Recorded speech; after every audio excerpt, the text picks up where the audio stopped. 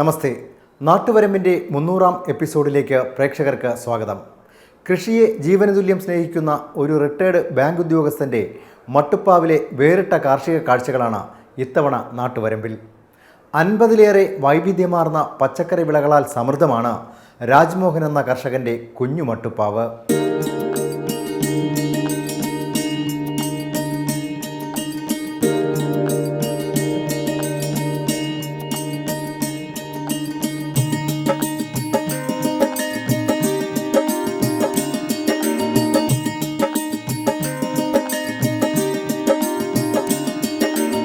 കേരളത്തിലെ കാർഷിക രംഗത്ത് ഒരു നിശബ്ദ വിപ്ലവം നടക്കുന്ന ഒരു കാലമാണിത്. ഒരു കാർഷിക പത്രപ്രവർത്തനം എന്നുള്ള നിലയിലും ഒരു കാർഷിക വികസന ഉദ്യോഗസ്ഥനായിരുന്ന വ്യക്തി എന്നുള്ള നിലയിലും ഇത് ഞാൻ വളരെ അടുത്ത് നിന്ന് വീക്ഷിക്കുന്ന ഒരാളാണ്. ഏതാണ്ട് പ്രത്യേകിച്ച് കഴിഞ്ഞ ഒരു 10-15 വർഷമായിട്ട് ജൈവ കൃഷി രംഗത്ത് വളരെ വലിയൊരു മുന്നേറ്റമാണ് കേരളത്തിൽ ഉണ്ടായിക്കൊണ്ടിരിക്കുന്നത്. അത് 2 തലത്തിലാണ് സംഭവിക്കുന്നത്. ഒന്ന്, നമ്മൾ വാണിജ്യ തൊഴിൽ കൃഷി ചെയ്യുന്ന കർഷകർക്കിടയിലും, രണ്ടാമത് നമ്മൾ ഈ ഹോബി കർഷകർ അല്ലെങ്കിൽ ഫാം എന്തൂസിയാസ് എന്നൊക്കെ വിശേഷിപ്പിക്കുന്ന കർഷകരുടെ ഇടയിൽ ഈ 2 തലത്തിൽ ഇത്തരത്തിലുള്ള ഒരു വിപ്ലവം സംഭവിക്കുന്നുണ്ട്.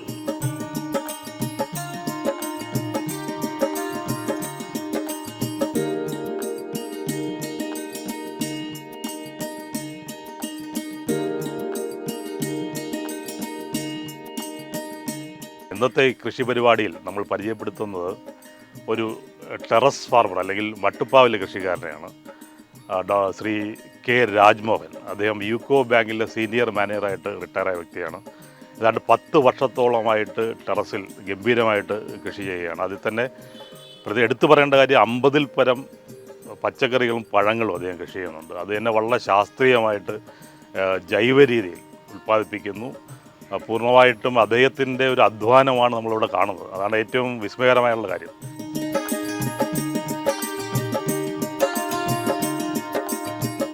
ഒരാളെ കൊണ്ട് ഇത്രത്തോളം കാര്യങ്ങൾ മാനേജ് ചെയ്ത് പോകുക എന്ന് പറഞ്ഞത് അത്ര എളുപ്പമല്ല, വളരെ പ്രയാസകരമുള്ള കാര്യമാണ്. അപ്പോൾ അത്തരത്തിലുള്ള വലിയ തോതിലുള്ള അധ്വാനത്തിൻ്റെ ഒരു പ്രതിഫലനം നമുക്കിവിടെ കാണാം.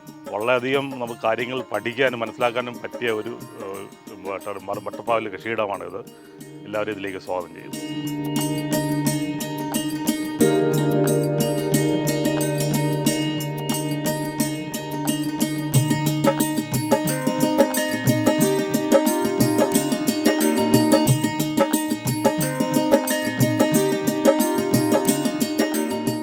ിലേക്ക് യാദൃച്ഛികമായിട്ട് വന്നതല്ല. ഞാനൊരു ബാങ്ക് മാനേജറായിരുന്നു. ഏകദേശം ഒരു 13 ബ്രാഞ്ചിലോളം ഞാൻ വർക്ക് ചെയ്തിട്ടുണ്ട് ബാങ്കിൻ്റെ. പ്രമുഖ നാഷണലൈസ്ഡ് ബാങ്കായ യൂക്കോ ബാങ്കിൽ നിന്നും സീനിയർ മാനേജറായിട്ട് റിട്ടയർ ചെയ്തു ഞാൻ 2015. അപ്പോൾ റിട്ടയർ ചെയ്യുന്നതിന് മുമ്പ് ഞാൻ മനസ്സിൽ തീരുമാനിച്ചു എനിക്ക് കൃഷി ചെയ്യണം. നമുക്ക് കൃഷിഭൂമി എന്ന് പറഞ്ഞ ഒരു വാട്സാപ്പ് കൂട്ടായ്മയുണ്ട്. അതിനുശേഷമാണ് യഥാർത്ഥത്തിൽ ഞാൻ കൃഷിയെക്കുറിച്ച് അറിയുന്നതും അതിൻ്റെ സാധ്യതകളെ മനസ്സിലാക്കുന്നതും അത് തരുന്ന ഉല്ലാസം എത്രയാണെന്ന് മനസ്സിലാകുന്നത്.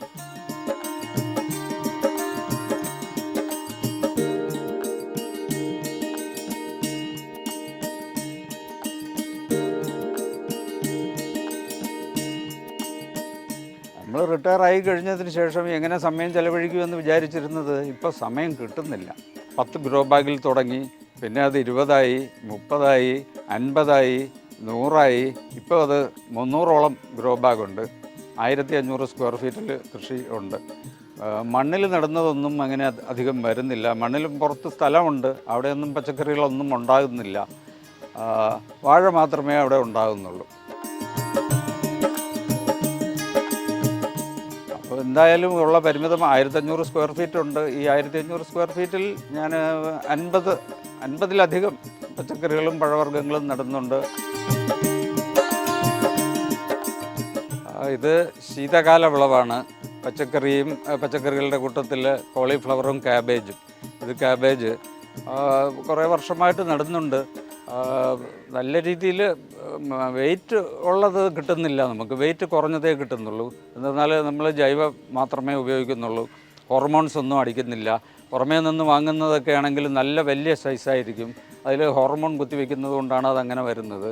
ഇത് പിന്നെ ചാണകവും വേപ്പൻ പിണ്ണാക്കും ഒക്കെ തന്നെയാണ് കൊടുക്കുന്നത്. ഇതിൽ ഫംഗസ് രോഗം വരാൻ സാധ്യതയുണ്ട്. അതിന് വേണ്ടിയിട്ട് ബിവേറിയയും സ്യൂഡോമോണസും റെഗുലർ ഇൻ്റർവെല്ലിൽ, അതായത് 2 ആഴ്ചയിലൊരിക്കൽ അല്ലെങ്കിൽ 10 ദിവസത്തിലൊരിക്കൽ അടിച്ചു കൊടുക്കുന്നുണ്ട്. ക്യാബേജിനൊക്കെ സാധാരണ നല്ല വെയിലുള്ളത് കൊണ്ട് ഉച്ചയ്ക്ക് കുറച്ച് വെള്ളം ഒഴിക്കേണ്ടതുണ്ട്. ചെടിയുടെ വലിപ്പം, ചട്ടിയുടെ വലിപ്പം അനുസരിച്ച് 1 കപ്പ് മുതൽ 2 കപ്പ് വരെ ഉച്ചയ്ക്ക് ഒഴിച്ചു കൊടുക്കാറുണ്ട്. 1 കപ്പ് 2 കപ്പ് വെള്ളം കൂടാൻ പാടില്ല. പിന്നെ ഇലയിലൊന്നും വെള്ളം വീഴാൻ പാടില്ല. ഈർപ്പം നിലനിൽക്കത്തക്ക വിധത്തിനാണ് വെള്ളം ഒഴിക്കുന്നത്. അതും ചെടിയുടെ ഇത് കണ്ട അനുസരിച്ച് പ്രത്യേകിച്ചൊരു റൂളൊന്നുമില്ല അതിന്. 1 കപ്പ് 2 കപ്പ് വരത്തക്ക വിധത്തിലേ ഒഴിക്കാറുള്ളൂ, ഈർപ്പം നിലനിൽക്കാനായിട്ട്. കടകംപള്ളി കൃഷിഭവനിൽ നിന്ന് കിട്ടിയ കോളിഫ്ലവർ തൈകളാണ്. നല്ല തൈകളായിരുന്നു, നല്ല ഗുണമേന്മയുള്ള തൈകളായിരുന്നു കിട്ടിയത്. അത് ഒരു ശീതകാല വിളവാണ് കോളിഫ്ലവർ. അത് നട്ടൊരു 3 മാസം 3.5 മാസത്തിനുള്ളിൽ നമുക്ക് വിളവ് എടുക്കാം. നല്ല രീതിയിൽ പോകുന്നുണ്ട്. പക്ഷേ അത് നടുമ്പോൾ ആദ്യം ശ്രദ്ധിക്കേണ്ടത്, നമ്മൾ ഫുള്ളായിട്ട് ഒരു ചട്ടിയിൽ മണ്ണ് വയ്ക്കാൻ പാടില്ല. ഒരു അര ഭാഗം മാത്രം മണ്ണിൽ വേണം നടാൻ. പിന്നെ ഒരു 10 ദിവസം 15 ദിവസം കഴിയുന്തോറും പുതിയതായിട്ട് മണ്ണും പോട്ടിംഗ് മിക്സറും കൂടി മിക്സ് ചെയ്ത് വളവും കൂടി ചേർത്ത് നിറച്ച് കൊണ്ടുവരണം. ഒന്നിച്ച് ചട്ടിയിൽ നിറച്ച് നടാൻ പാടില്ല.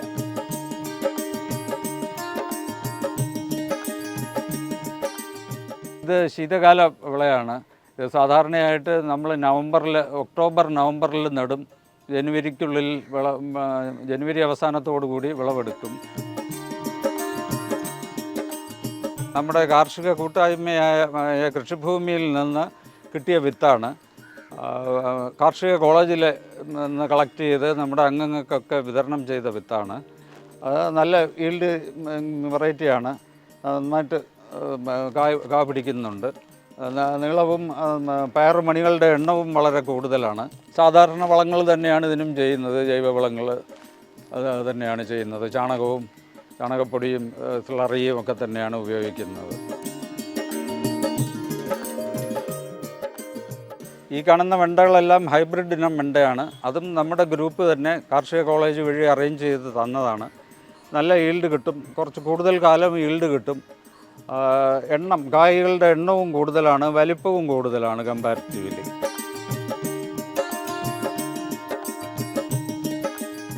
സാധാരണയായിട്ട് വെണ്ടയിൽ കണ്ടുവരുന്നത് ഇല ചുരുട്ടിപ്പുഴുവിൻ്റെ ആക്രമണമാണ്. അത് പെട്ടെന്ന് തന്നെ ഒരു ഇലയുടെ സൈഡിൽ കയറി മുട്ടയിടും, അത് പുഴുവായി വളരും, പിന്നെ പെട്ടെന്ന് അതങ്ങ് സ്പ്രെഡ് ചെയ്യും. അപ്പോൾ ഒരെണ്ണത്തെ കണ്ടു കഴിഞ്ഞാൽ ഞാൻ സാധാരണ ചെയ്യുന്നത് എന്തെന്ന് വെച്ചാൽ, എപ്പോഴും കത്തിരിയും പോക്കറ്റിലിട്ടുകൊണ്ടാണ് നടക്കുന്നത്. ആ ഇരിക്കുന്ന ഭാഗം കത്രിക കട്ട് ചെയ്ത് എടുക്കും. എന്നിട്ട് എല്ലാ ഇലകളുടെയും അടിയിൽ നോക്കും, ഇലയുടെ മുട്ടയുണ്ടോ, പഞ്ചസാര പോലെ വല്ലതും പറ്റിപ്പിടിച്ചിരിപ്പുണ്ടോ. അങ്ങനെ ഇരിക്കുകയാണെങ്കിൽ ഈ വേപ്പെണ്ണ വെളുത്തുള്ളി മിശ്രിതം ബ്രഷ് മുക്കി എല്ലാ ഇലയുടെ അടിയിലും പെയിൻ്റ് അടിക്കുന്ന പോലെ ബ്രഷ് മുക്കി തൂത്ത് കൊടുക്കും. അങ്ങനെ ചെയ്തു കഴിഞ്ഞാൽ വളരെ എഫക്റ്റീവായിട്ട് നമുക്ക് കൺട്രോൾ ചെയ്യാൻ പറ്റും. ഇത് സെറാമുളക്. കുരുടിപ്പ് രോഗം വലിയൊരു ദോഷമാണ്. കുരുടിച്ചാലും നമ്മൾ ആ കുരുടിപ്പിനെ മുളച്ച് കളഞ്ഞിട്ട് പുറത്ത് കുമ്മായമൊക്കെ വിതറി കണ്ടിന്യൂസ് ആയിട്ട് അതിനെ മോണിറ്റർ ചെയ്ത് നോക്കി രക്ഷപ്പെട്ട ഒരുപാട് ചെടികൾ ഇവിടെ നിൽപ്പുണ്ട് ഇപ്പം. ഇത് കാശ്മീരി ചില്ലിയാണ്. ഇതൊരു സീനിയർ സിറ്റിസനാണ്. ഈൽഡ് ഇത്രയും വയസ്സായി 60 സീനിയറായിട്ടും ഒരുപാട് മുളക് തീ നിൽക്കുന്നുണ്ട്. പലതവണ ഇതിന് കുരുടിപ്പ് രോഗം വന്നതാണ്. അതിനെല്ലാം പ്രതിരോധിച്ചത് ഇങ്ങനെ നിൽക്കുകയാണ്. ഇത് ചുണ്ടയാണ്. പക്ഷേ ഇത് ഞാൻ നട്ടതൊന്നുമല്ല. സ്വീറ്റ് പൊട്ടറ്റോ നട്ടിരുന്ന ബാഗിൽ ഇത് താനേ വളർന്നതാണ്. ഇത് വിളാത്താങ്കര ചീര അല്ലെങ്കിൽ പട്ടുചീര എന്ന് പറയും. ഇതിന് ഡ്യൂറേഷൻ കൂടുതലാണ്, പെട്ടെന്ന് പൂക്കില്ല. സാധാരണ ചീരയിലൊക്കെ ആണെങ്കിൽ പൂ പെട്ടെന്ന് വരും, ഇത് പെട്ടെന്ന് പൂക്കില്ല. കുറേ കാലം നമുക്കിതിൽ നിന്ന് കട്ട് ചെയ്തെടുത്താലും പിന്നെയും പുതിയ ബ്രാഞ്ചസ് വരും, നമുക്ക് ഉപയോഗിക്കാം. നല്ല ഒരു പുതിയ ഇനം ചീരയാണ്. ഇത് മയിൽപ്പീലി ചീരയാണ്. സാധാരണ ചീരയേക്കാളും കുറച്ച് ഫ്ലഷ്നെസ് കൂടുതലാണ്, ജ്യൂസും കൂടുതലാണ്. ന്യൂട്രീഷനൊക്കെ ഏകദേശം ഒന്നുപോലെ തന്നെ. ഇതിൻ്റെ മെയിൻ അട്രാക്ഷൻ എന്ന് പറയുന്നത് അത് കാണാൻ നല്ല ഭംഗിയാണ്. ആ ഡിസൈനൊക്കെ നല്ല ഭംഗിയാണ്. പിന്നെ ലാഭമല്ല നോക്കുന്നത്, പൈസയെക്കാളും നമുക്ക് കിട്ടുന്ന മാനസിക ഉല്ലാസം. ഈ ചെടികളോട് സംസാരിക്കും, കുട്ടികളോട് സംസാരിക്കുന്ന പോലെ തന്നെ സംസാരിക്കും. ചെടികൾക്ക് മനസ്സിലാവും, നമ്മുടെ ലാംഗ്വേജ് നമുക്കും മനസ്സിലാവും. ഈ കായ്ക്കാത്തതും കായ്ക്കാതെ നിൽക്കുന്ന ചെടികളും നമ്മൾ സംസാരിച്ച് ഇങ്ങനെ ചെയ്യരുത്, ഇത്ര അധ്വാനിക്കുകയാണ് എന്ന് പറയുമ്പോൾ ഒരാഴ്ച കഴിയുമ്പോൾ ചിലപ്പോൾ കായ്ക്കാറുണ്ട്. അങ്ങനെ നല്ല ഉല്ലാസം കിട്ടുന്നുണ്ട്.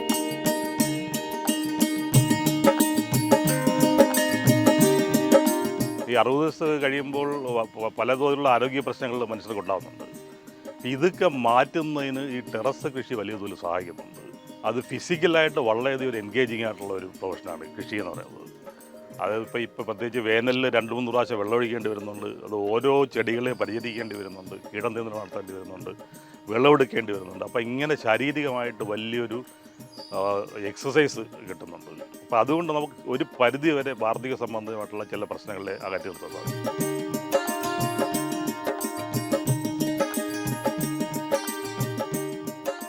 കീടങ്ങൾ എന്നും കർഷകർക്ക് ഒരു തലവേദന തന്നെ. മട്ടുപ്പാവിൽ കീടങ്ങളെ നിയന്ത്രിക്കുന്നതിന് ശാസ്ത്രീയ പരമ്പരാഗത മാർഗങ്ങൾ രാജ്മോഹൻ എന്ന കർഷകൻ പരീക്ഷിക്കുന്നു. സൗരോർജത്താൽ പ്രവർത്തിക്കുന്ന കീടനിയന്ത്രണ ഉപകരണം ഏറെ ഫലപ്രദമാണ്. വീട്ടിലേക്ക് ആവശ്യത്തിനുള്ള സകല പച്ചക്കറികളും, വെള്ളരി, വെണ്ട, പടവൽ, പാവൽ, മത്തൻ, ഇതെല്ലാം ഇവിടുന്ന് ഉള്ളത് തന്നെയാണ് ഉപയോഗിക്കുന്നത്. ക്യാരറ്റ് മാത്രമേ പുറത്തു നിന്ന് വാങ്ങേണ്ടി വരുന്നുള്ളൂ. ഇപ്പോൾ ബീട്രൂട്ടും നട്ടിട്ടുണ്ട്, അത് ആയി വരുന്നതേ ഉള്ളൂ. ടെറസിന് കേടുപാടൊന്നും വരാതെയാണ് കൃഷി തുടങ്ങിയത്. സ്റ്റീൽ സ്റ്റാൻഡുകൾ ഒരുപാട് ചെയ്തിട്ടുണ്ട്. ചട്ടിയിലും ഗ്രോ ബാഗിലുമായിട്ടാണ് അത് വച്ചിരിക്കുന്നത്. സ്റ്റാൻഡിലും വെച്ചിട്ട് അതിൻ്റെ അടിയിൽ ട്രേയും വെച്ചിട്ടുണ്ട്. വെള്ളം ഒഴിക്കുന്ന കുറച്ച് വെള്ളമായാലും അത് ഒന്നുകിൽ ട്രേയിൽ കിടക്കും, പിന്നെ ചൂട് കൊണ്ട് താഴെയുന്നത് എവാപ്പറേറ്റ് ചെയ്ത് പോവുകയും ചെയ്യും. ഈ രാജ്മോഹൻ ചേട്ടനെ സംബന്ധിച്ച് നോക്കുകയാണെങ്കിൽ ഇത് വളരെ നല്ലൊരു, നമുക്ക് ടെറസ് കൃഷിയിൽ സംബന്ധിച്ച് നമുക്ക് കാണിക്കാൻ പറ്റുന്ന ഒരു ഒന്നാം തരം മാതൃകയാണ്. വൈവിധ്യമാർന്നിട്ടുള്ള വിളകൾ കൃഷി ചെയ്യുന്നത്. രണ്ടാമത് പിന്നെ ഓർഗാനിക് ഫാമിംഗ് അല്ലെങ്കിൽ ജൈവ കൃഷി ഒരു ലേമാൻസ് അഗ്രികൾച്ചറാണ്. അതിൽ ശാസ്ത്രീയത ഒന്നുമില്ല. കുറച്ച് വളമിടുക, കുറച്ച് പിന്നെ പുകല കഷായം തളയ്ക്കുക എന്നൊക്കെയുള്ളൊരു തെറ്റായ ധാരണകളുണ്ട്. ശരിക്കും അതല്ല, ജൈവ കൃഷിക്ക് അതിൻ്റെയുള്ള ശാസ്ത്രീയതയുണ്ട്. അപ്പോൾ ആ രീതിയിലുള്ള എല്ലാ ശാസ്ത്രീയ ബയോ പെസ്റ്റിസൈഡ്സ് ആണെങ്കിലും റെപ്പലൻസ് ആണെങ്കിലും അതുപോലെ ഈ കെണികളാണെങ്കിലും മഞ്ഞക്കണി പോലുള്ള കെണികളാണെങ്കിലും എല്ലാം ഉപയോഗിച്ച് വളരെ ശാസ്ത്രീയമായിട്ടാണ് അദ്ദേഹം ചെയ്യുന്നത്. തക്കാളി ഇവിടെ തന്നെ പല സ്ഥലങ്ങളിലും നട്ടിട്ടുണ്ട്. അത് പരീക്ഷണാർത്ഥം നട്ടിരിക്കുന്നതാണ്. ഒരു സ്ഥലത്ത് നടുന്നതിൽ നിറച്ച് കാ പിടിക്കും, മറ്റൊരു സ്ഥലത്ത് നടുന്നതിൽ കായയെ പിടിക്കുന്നില്ല. അതെന്താണെന്ന് അറിയാൻ വേണ്ടി അങ്ങനെ ചെയ്തിരിക്കുന്നതാണ്. അപ്പോൾ അങ്ങനെ ഒബ്സർവേഷനിൽ നോക്കിയപ്പം തക്കാളിക്ക് നല്ല വെയിൽ വേണമെങ്കിലും അത്ര വെയിലടിക്കുന്നത് ഉച്ചയ്ക്ക് വെള്ളം ഒഴിച്ചില്ലെങ്കിൽ കരിഞ്ഞു പോകും. പിന്നെ മണ്ണ് നന്നായിട്ട് ട്രീറ്റ് ചെയ്തില്ലെങ്കിൽ വാടിപ്പോവും, ബാക്ടീരിയൽ വാട്ടം ഉണ്ടാവും. ഗ്രീൻ ഷെൽട്ടർ വെച്ചിരിക്കുന്നത് നമുക്ക് ചൂട് കൺട്രോൾ ചെയ്യാൻ വേണ്ടിയാണ്, സൺലൈറ്റ് കൺട്രോൾ ചെയ്യാൻ വേണ്ടിയാണ്. ഇതിപ്പോൾ 60% സൺലൈറ്റ് കിട്ടത്തക്ക നെറ്റാണ് വെച്ചിരിക്കുന്നത്. ഉച്ചയ്ക്ക് വെള്ളം ഒഴിക്കാൻ പാടില്ല എന്ന് പണ്ട് പഠിക്കുമ്പോഴേ പറഞ്ഞു കേട്ടിട്ടുണ്ട്. പക്ഷേ ഞാൻ ഉച്ചയ്ക്ക് വെള്ളം ഒഴിക്കുന്നുണ്ട്. വെള്ളം ഒഴിച്ചില്ലെങ്കിൽ ഇപ്പോൾ വാടിക്കിടക്കുന്നത് വൈകുന്നേരം ആകുമ്പോൾ എണീക്കില്ല. ഇത് കുറ്റി വാളരിയാണ്, പടർന്നൊന്നും പോവില്ല, നല്ല ഫ്ലഷിയാണ്. തോരൻ വയ്ക്കാനും മറ്റ് കറികൾ വയ്ക്കാനും ഒക്കെ കൊള്ളാം. ഒരുപാട് കായ്ക്കുകയും ചെയ്യും. ഈ പറമ്പിലൊക്കെ ചുറ്റിനും കാണുന്നത് ഞാൻ നട്ടിട്ടുള്ള വാഴകളാണ്. ഒരുപാട് കാലമായിട്ട് വാഴകൾ മാത്രമേ നല്ല രീതിയിൽ മണ്ണിൽ വളരുന്നുള്ളൂ, പച്ചക്കറികളൊന്നും മണ്ണിൽ വളരുന്നില്ല. അപ്പോൾ പലതരം വാഴകൾ നട്ടിട്ടുണ്ട്. ഏത്തനുണ്ട്, രസകദളിയുണ്ട്, പെരുങ്കദളിയുണ്ട്, മൊന്തനുണ്ട്, പടറ്റിയുണ്ട്, പിന്നെ പൂജാകദളിയുണ്ട്. ഏകദേശം 8 ഇനം വാഴകൾ ഞാൻ നട്ടിട്ടുണ്ട്. കൃഷിയുടെ ജീവൻ മണ്ണാണ്. മണ്ണ് നമ്മൾ എങ്ങനെ സംരക്ഷിക്കുന്നു അതുപോലെ ഇരിക്കും നമുക്കതിൽ നിന്ന് കിട്ടുന്ന വിളവ്. സാധാരണയായിട്ട് വായു, വെള്ളം, മണ്ണ്, ഇത് മൂന്നും കൂടാതെ പിന്നെ അതിന് ഭക്ഷണം, ആഹാരം, ചെടികൾക്ക് വളരാൻ വേണ്ട ന്യൂട്രിയൻസ്, ഭക്ഷണം, അത് വളമാണ്, ജൈവ വളമാണ് ഇവിടെ കൂടുതലും ഉപയോഗിക്കുന്നത്. മെയിനായിട്ട് ഉണക്ക ചാണകം, വേപ്പിൻ പിണ്ണാക്ക്, കടലപ്പിണ്ണാക്ക്, വെർമി കമ്പോസ്റ്റ്, ഇതാണ് മെയിനായിട്ട് വളമായിട്ട് ഉപയോഗിക്കുന്നത്. പിന്നെ ഗോമൂത്രം, അതിൻ്റെ അവൈലബിലിറ്റി എപ്പോഴും കിട്ടാറില്ല. കിട്ടുന്നതനുസരിച്ചിട്ട് ഗോമൂത്രം, നേർപ്പിച്ച ഗോമൂത്രം 10 ഇരട്ടി മുതൽ 12 ഇരട്ടി വരെ വെള്ളം ചേർത്തിട്ട് ഇലകളിൽ സ്പ്രേ ചെയ്ത് കൊടുക്കും, മൂട്ടിലും ഒഴിച്ചു കൊടുക്കും. നല്ല പ്രയോജനമാണ് അതിൽ നിന്ന് കിട്ടുന്നത്. ഒരു 15 ദിവസത്തിലൊരിക്കൽ കഞ്ഞിവെള്ളത്തിൽ കടലപ്പിണ്ണാക്ക് പുളിപ്പിക്കും. കുറച്ച് ശർക്കരയും കൂടി ഇട്ട് പുളിപ്പിച്ചിട്ട് അതിൻ്റെ തെളി എടുത്തിട്ട് ഇലകളിലും ഒഴിച്ചു കൊടുക്കും, ചുവട്ടിലും ഒഴിച്ചു കൊടുക്കും. ഇതൊക്കെ കൊണ്ട് നല്ല ഇഫക്റ്റാണ് ഉണ്ടാകുന്നത്. ഇത് ഞാൻ പരീക്ഷിച്ച് നോക്കിയിട്ടുണ്ട്. ഇത് ചെയ്ത ചെടിക്കും ചെയ്യാത്ത ചെടിയും എങ്ങനെ ഈൽഡ് തരുന്നു എന്ന് നോക്കിയിട്ടുണ്ട്. ഇത് വളരെ എഫക്റ്റീവാണ്. കീടങ്ങളെ നിയന്ത്രിക്കുന്നതിന് വേണ്ടിയിട്ട് ഈ കഞ്ഞിവെള്ളം തന്നെ നല്ലൊരു ഇതാണ്, മീഡിയമാണ്. നേർപ്പിച്ച കഞ്ഞിവെള്ളത്തിൽ കുറച്ച് ചാരവും ചേർത്ത്, പിന്നെ ബാർ സോപ്പ് ഒരു 5 ഗ്രാമൊക്കെ 1 ലിറ്ററിലാണെങ്കിൽ 5-10 ഗ്രാം അലിയിച്ച് ചേർക്കും. ബാർ സോപ്പ് അലിയിച്ച് ചേർക്കുന്നത് ഒരു എമൽഷൻ്റെ എഫക്റ്റ് കിട്ടുന്നതിനാണ്. ഇലയുടെ അടിയിലും മുകളിലും സ്പ്രേ ചെയ്ത് കൊടുക്കും. അത് ചുരുങ്ങിയത് ഒരു ആഴ്ചയിൽ ഒരിക്കലെങ്കിലും സ്പ്രേ ചെയ്ത് കൊടുക്കാറുണ്ട്. പക്ഷേ ഇങ്ങനെയൊക്കെ ചെയ്താലും ചില കീടങ്ങൾ അതിനെയൊക്കെ അതിജീവിച്ച് വരുന്നുണ്ട്. പിന്നെ ഞാനൊരു പാത്രത്തിൽ ഈ മിശ്രിതം വെച്ചിട്ട് ഓരോ ചെടിയെയും അതിൽ മുക്കിയെടുക്കും. എക്സാമ്പിൾ മുളകൊക്കെ അതിൻ്റെ ഓരോ ബ്രാഞ്ചും ഒടിയാതെ വളരെ ജെൻറ്റിലായിട്ട് കൊണ്ടുവന്നിട്ട് അതിനെ മുക്കിയെടുത്തിട്ട് കുലുക്കും. അപ്പോഴേക്കും അതിലുള്ള വെള്ളീച്ചയും മറ്റ് കീടങ്ങളുമൊക്കെ മിക്കവാറും നശിച്ചിരിക്കും. പെസ്റ്റ് റിപ്പല്ലൻ്റ് 4 എണ്ണം ഉണ്ട്. സോളാറാണ്. പകൽ വെയിൽ കൊണ്ട് കഴിയുമ്പോൾ ചാർജ് ആകും. നമ്മളൊന്നും ചെയ്യണ്ട. ഐഡിയലായിട്ടൊരു സ്ഥലത്ത്, വെയിൽ കിട്ടത്തക്ക സ്ഥലത്ത് ഇതിനെ ഫിക്സ് ചെയ്താൽ മാത്രം മതി. ഇതിൽ നിന്ന് ഇലക്ട്രോ മാഗ്നറ്റിക് തരംഗങ്ങൾ ശബ്ദം പുറപ്പെടുവിപ്പിക്കും. ചെറിയ വളരെ മൈന്യൂട്ടായ ശബ്ദങ്ങൾ പോലും ചില ടൈപ്പ് കീടങ്ങൾക്ക് അസ്വസ്ഥത ഉണ്ടാക്കും. അവർ വരില്ല, ഈ പരിസരത്ത് വരില്ല. സ്വന്തമായിട്ട് ജൈവ കൃഷിയിൽ ഉൽപ്പാദിപ്പിക്കുന്ന ഭക്ഷണം കഴിക്കാൻ പറ്റുക എന്നുള്ളത് വലിയൊരു ഭാഗ്യമാണ്.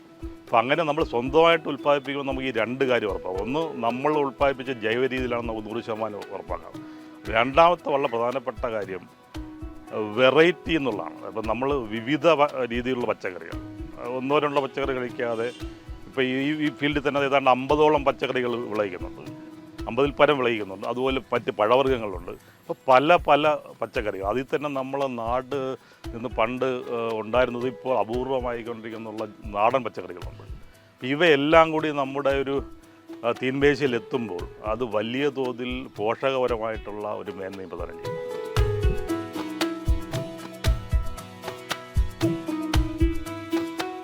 തുടക്കത്തിൽ എനിക്ക് ഒന്നും അറിയില്ല, കൃഷിയെക്കുറിച്ച് യാതൊന്നും അറിയില്ലായിരുന്നു. വാട്സാപ്പ് കൂട്ടായ്മയായ കൃഷിഭൂമിയിൽ ചേർന്നതിന് ശേഷമാണ് എനിക്ക് കൃഷിയെക്കുറിച്ചുള്ള സകല അറിവുകളും ആർജിക്കാൻ പറ്റിയത്. അത് ഇനിയും ഒരുപാട് കിട്ടേണ്ടതുണ്ട്. ഇത് ഹരിച്ചേട്ടൻ എൻ്റെ കൃഷിയിൽ എനിക്ക് ഒരിക്കലും മറക്കാൻ പറ്റാത്ത ഓർമ്മകൾ സമ്മാനിച്ച് മടങ്ങിയ ഒരു മഹത് വ്യക്തിയാണ്. എന്നെ കൃഷിയിലേക്ക് കൊണ്ടുവന്നതിലും എനിക്ക് കൃഷിക്ക് വേണ്ട ആദ്യപാഠങ്ങൾ മുതൽ സകല കാര്യങ്ങളും ഫുൾ സപ്പോർട്ട് തന്ന അദ്ദേഹമാണ് ശ്രീ ഹരിഹരൻ സാറ്. പെട്ടെന്ന് ആകസ്മികമായി നമ്മളെ വിട്ട് പിരിഞ്ഞു. അദ്ദേഹം നമ്മുടെ ഗ്രൂപ്പിലെ അഡ്മിനായിരുന്നു, കൃഷിഭൂമി ഗ്രൂപ്പിലെ അഡ്മിനായിരുന്നു.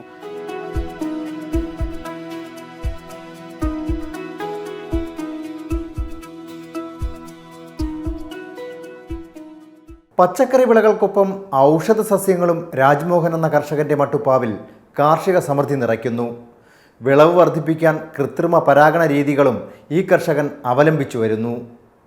മട്ടുപ്പാവ് കൃഷിക്ക് ഇന്നുണ്ടായിരിക്കുന്ന ഈ സ്വീകാര്യത അനിവാര്യമെന്ന് കാർഷിക വിദഗ്ധർ വിലയിരുത്തുന്നു.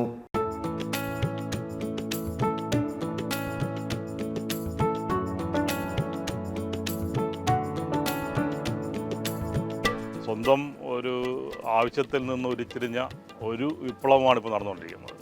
അതിനിപ്പോൾ ഒരു വാണിജ്യപരമായൊരു സാധ്യതയും കൂടി വന്നതോടുകൂടി വലിയ തോതിൽ കേരളത്തിലെ എല്ലാ ജില്ലകളിലും ജൈവ കൃഷി ക്രമേണ വികസിച്ചുകൊണ്ടിരിക്കുകയാണ്. അപ്പോൾ അതിൽ ഏറ്റവും പ്രധാനപ്പെട്ട ഒരു പങ്ക് വഹിക്കുന്ന ഈ ടെറസ് കർഷകർ അല്ലെങ്കിൽ ഫാം എന്തൂസിയാസ് എന്ന് നമ്മൾ വിശേഷിപ്പിക്കുന്ന അവരെ നമ്മൾ സർക്കാർ സംവിധാനങ്ങൾ തിരിച്ചറിയേണ്ടിയിരിക്കുന്നു.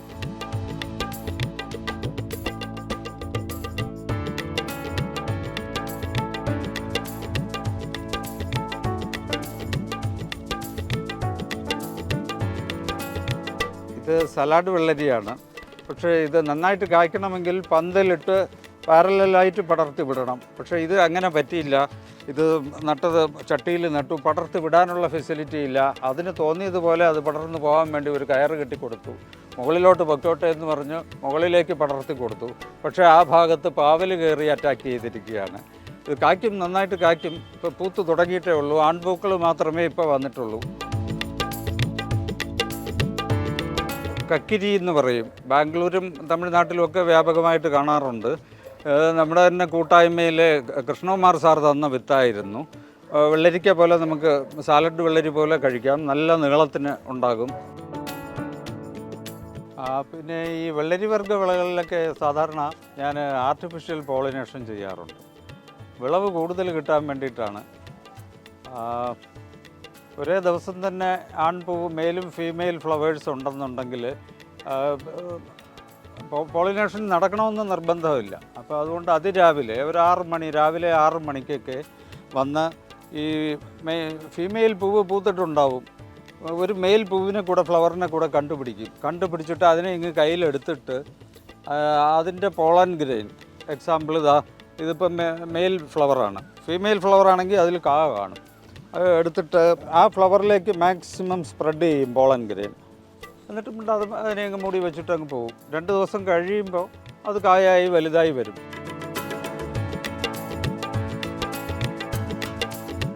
ഇതിപ്പോൾ എൻ്റെ കയ്യിലിരിക്കുന്നത് കാർഷിക സർവകലാശാല വികസിപ്പിച്ചെടുത്ത ഒരു സൂക്ഷ്മ മൂലകങ്ങളുടെ മിശ്രിതമാണ്, ഉപസൂക്ഷ്മ മൂലകങ്ങളുടെ മിശ്രിതമാണ്. ഇപ്പോൾ ഇത് വളരെ എഫക്റ്റീവുമാണ്. ഇതിൻ്റെ പേര് അയർ എന്നാണ്. ഇതിലുള്ളത് സൂക്ഷ്മ മൂലകങ്ങളെന്ന് പറഞ്ഞാൽ ഇതിൽ calcium, magnesium, sulphur, zinc, boron എന്നിവയെല്ലാം ചെടിയൊക്കെ ആവശ്യമുണ്ട്. ആ അളവിൽ ഇതിലുണ്ട്. മെയിനായിട്ട് ഇത് വാഴയ്ക്കാണ് ഉപയോഗിക്കാനായിട്ട് പ്രിസ്ക്രൈബ് ചെയ്യുന്നത്. പിന്നെ ഞാനിപ്പോൾ വാഴയ്ക്ക് മാത്രമല്ല ഇത് കൊടുക്കുന്നത്, എല്ലാ പച്ചക്കറികൾക്കും കൊടുക്കുന്നത് എനിക്ക് എഫക്റ്റീവായിട്ട് തോന്നിയിട്ടുണ്ട്. ഒരു 5 ഗ്രാമൊക്കെ ഉദ്ദേശം ഒരു 50 ഗ്രാം എടുത്തിട്ട് വെള്ളത്തിൽ ഞാൻ ഡിസോൾവ് ചെയ്ത് നന്നായിട്ട് കലക്കിയിട്ട് ഓരോ ചെടിയുടെ ഒരു 10 ചെടിയുടെ മൂട്ടിൽ ഞാൻ ഒഴിച്ചു കൊടുക്കാറുണ്ട്. കമ്പാരിറ്റീവ്ലി വിലയും കുറവാണ്. 1 കിലോയ്ക്ക് 70 രൂപ മാത്രമേ ഉള്ളൂ.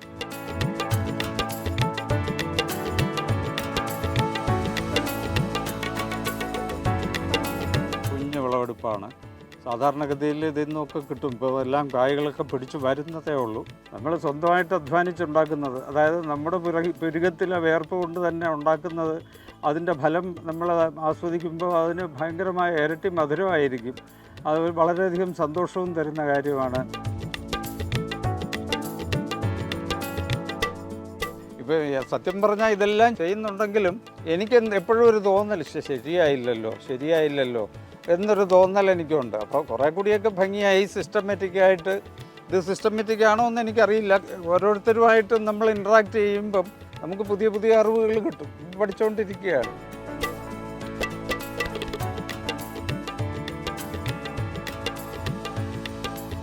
ഇപ്പോഴടുത്ത കാലത്ത് വരുന്ന ഒരു മാറ്റം, അല്ലെങ്കിൽ ഒരു നല്ല മാറ്റം എന്ന് പറയുന്നത്, ഈ ഒരു ഡോക്ടേഴ്സ് തന്നെ ജൈവ ഉൽപ്പന്നങ്ങൾ വാങ്ങി കഴിക്കാൻ ഈ രോഗവിമുക്തരോടും അല്ലെങ്കിൽ വന്നവരോടും ആവശ്യപ്പെടുന്നുണ്ട്. അപ്പോൾ അങ്ങനെ അത്തരത്തിലുള്ള ഒരു വാണിജ്യ തലം കൂടി ഇതിൽ വികസിച്ച് വരുന്നുണ്ട്.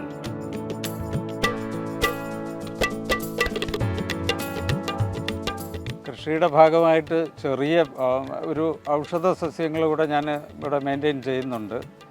അതിൻ്റെ കൂട്ടത്തിൽ ഇത് കറ്റാർ വാഴ അങ്ങാടിക്കടയിൽ നല്ല വിലയുണ്ട്. കിലോയ്ക്ക് 25 രൂപ വെച്ച് തരാമെന്ന് ഇവിടെ പറഞ്ഞിട്ടുണ്ട്. മൂടോടുകൂടി പിഴുത് കൊണ്ടുപോയി കൊടുക്കണം. പിന്നെ കറ്റാർ വാഴയെ കൂടാതെ പിന്നെ പുൽത്തൈലം, ലെമൺ ഗ്രാസ് ഉണ്ട്. വളരെ ഔഷധ സസ്യമുള്ളതാണ് ഈ ലെമൺ ഗ്രാസ്. പിന്നെ പനിക്കൂർക്കയുണ്ട്. അത് ചുമയും പനിയും ജലദോഷവും ഒക്കെ വരുമ്പോൾ അതും വളരെ എഫക്റ്റീവാണ്. പിന്നെ ഇതെന്ന് പറയുന്നത് രംഭയിലയാണ്. ബിരിയാണിയിലൊക്കെ ഇട്ടാൽ നല്ല ഫ്ലേവർ കിട്ടും. ചങ്ങലമ്പറണ്ടയുണ്ട്. എല്ലിൻ്റെയൊക്കെ ആരോഗ്യത്തിന് നല്ല ഇത് കിട്ടും. പിന്നെ തുളസിയുണ്ട്. ഇത് കുറ്റിക്കുരുമുളകാണ്. നല്ല ഈൽഡ് തരുന്ന ഇനമാണ്. സാധാരണയായിട്ട് ഇവിടെ ഇപ്പോൾ 2 കുറ്റിക്കുരുമുളക് ചെടികളേ ഉള്ളൂ. ഒന്ന് പന്നിയൂറെന്നും മറ്റത് കരിമുണ്ട എന്നുമാണ് പറഞ്ഞത്. നല്ല വളം ആവശ്യമാണ്. ജൈവവളമാണ് ചെയ്യുന്നത്. ചാണകം തന്നെയാണ് മെയിനായിട്ട്, ഉണക്ക ചാണകം തന്നെയാണ്. ഇത് ഇഞ്ചിയാണ്. കാർഷിക കോളേജിൽ നിന്ന് വാങ്ങിയ തൈയായിരുന്നു. കൊച്ചു തൈയായിട്ട് വളരെ ചെറുതായിട്ട് പോട്ടറയിൽ വാങ്ങിയ തൈയായിരുന്നു. അതിപ്പം നല്ല രീതിയിൽ നല്ല ലക്ഷറിയസ് ആയിട്ട് വളരുന്നുണ്ട്. 6 മാസം, ഇപ്പോൾ ഏകദേശം 5 മാസം കഴിഞ്ഞു. ഒരു 2 മാസം കൂടി കഴിയുമ്പോൾ വിളവെടുക്കാറാകും. ഇത് അടതാപ്പെന്ന് പറയും, എയർ പൊട്ടറ്റോ. സാധാരണ ഉരുളക്കിഴങ്ങ് പോലെ തന്നെയാണ്. കടകംപള്ളി കൃഷിഭവനിൽ നിന്ന് എനിക്ക് നല്ല സപ്പോർട്ടാണ് കിട്ടുന്നത്. കടകംപള്ളി കൃഷിഭവനിലെ എല്ലാ പദ്ധതിയും സാറ് പ്രയോജനപ്പെടുത്താറുണ്ട്.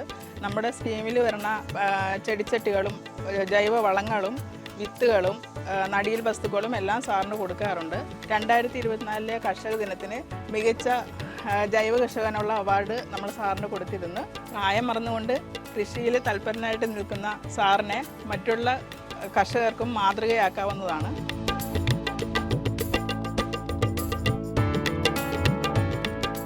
ഈ കൃഷി ഇല്ലായിരുന്നെങ്കിൽ ഞാനിപ്പോൾ ഒരു കിടപ്പ് രോഗിയായിരുന്നേനെ. എനിക്ക് ബാക്ക് പെയിൻ നല്ല രീതിയിൽ കൃഷി തുടങ്ങുന്നതിന് മുമ്പ് തന്നെ ഉണ്ടായിരുന്നു. ഇപ്പോൾ നമ്മുടെ ചെടികളെ കാണുമ്പം ഒരു ദിവസം പോലും വിട്ടു നിൽക്കാൻ പറ്റില്ല. ദിവസം ഒരു 3 തവണയെങ്കിലും ഓരോ ചെടിയുടെ മൂട്ടിലും പോയി അവയെ പരിചരിക്കാറുണ്ട്.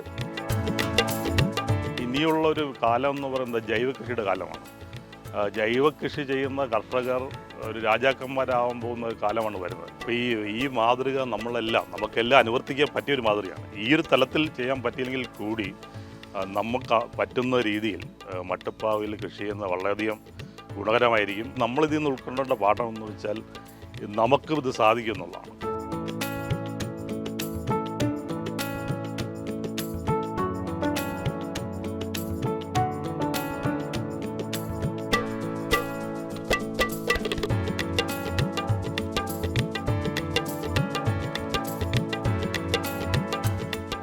തൻ്റെ റിട്ടയർമെൻറ്റ് ജീവിതം ശരിക്കും കൃഷിയിലൂടെ ആസ്വാദ്യകരമാക്കുകയാണ് രാജ്മോഹൻ എന്ന കർഷകൻ. നാഗരികതയുടെ തിരക്കുകൾക്കിടയിലും ഇതുപോലെ കുഞ്ഞു മട്ടുപ്പാവുകളെ ഹരിതാപമാക്കിയാൽ പുതുതലമുറയെ നമുക്ക് വിഷം കലർന്ന ഭക്ഷ്യ ഉൽപ്പന്നങ്ങളിൽ നിന്ന് രക്ഷപ്പെടുത്താൻ കഴിയും. നാട്ടുവരമ്പിൻ്റെ ഈ അധ്യായം പൂർണ്ണമാകുന്നു. മറ്റൊരു കാർഷിക വിശേഷവുമായി വീണ്ടും കാണാം. നന്ദി, നമസ്തേ.